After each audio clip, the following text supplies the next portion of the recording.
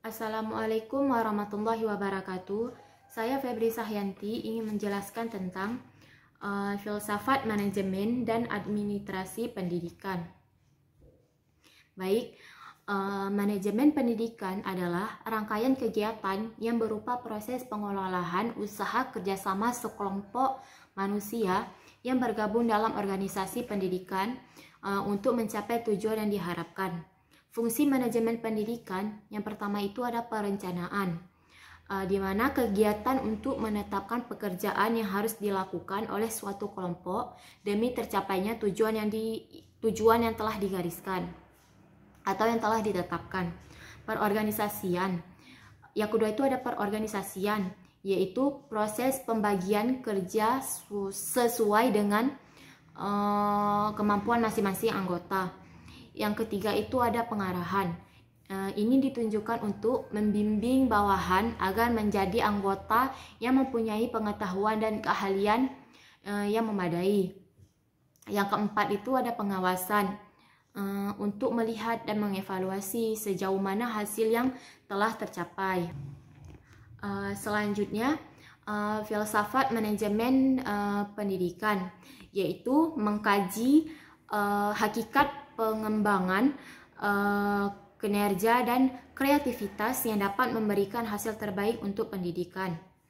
Objek kajian filsafat yang pertama itu objek material filsafat manajemen, yaitu manusia. Manusia dalam konteks ini adalah dalam sebuah kerjasama, organisasi atau lembaga. Yang kedua itu objek formal filsafat, di mana keteraturan, pengaturan, atau kepemerintahan. Dalam hal ini itu keteraturan dalam hubungannya antara satu pihak sebagai pengatur dan pihak yang lainnya itu sebagai yang diatur, baik dalam kerjasama antara internal maupun eksternal.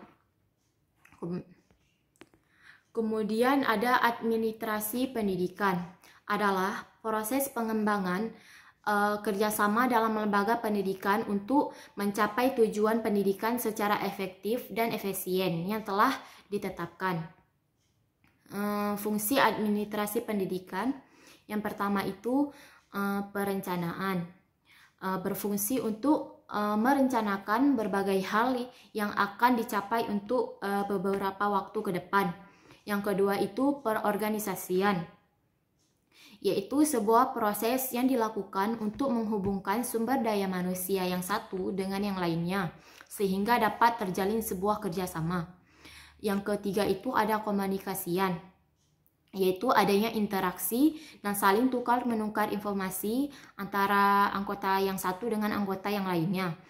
Yang keempat itu survei, yaitu bantuan dalam mengembangkan situasi belajar mengajar yang lebih baik lagi.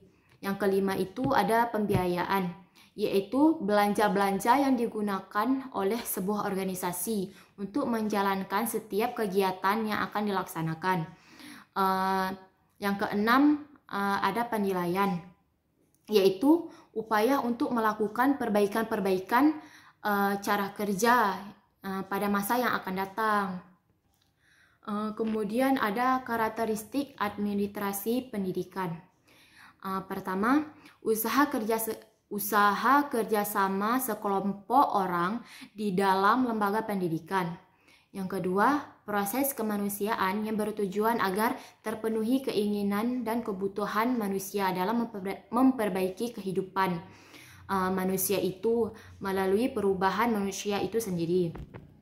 Yang ketiga itu ada proses sosial, di mana administrasi pendidikan harus memberikan manfaat bagi masyarakat. Lalu ada ruang lingkup administrasi pendidikan. Yang pertama di bidang di bidang tata usaha sekolah, yang meliputi organisasi dan struktur pegawai tata usaha, anggaran belanja keuangan sekolah, masalah kepegawaian sekolah, keuangan dan pembukuan. Kemudian ada bidang murid, meliputi organisasi murid, masalah kesehatan murid, mengevaluasi kemajuan murid. Selanjutnya itu di bidang pengawasan, meliputi pengusahakan dan pengembangan kerjasama yang baik antara guru, murid, dan pegawai tata usaha sekolah. Sekian dari saya. Wassalamualaikum warahmatullahi wabarakatuh.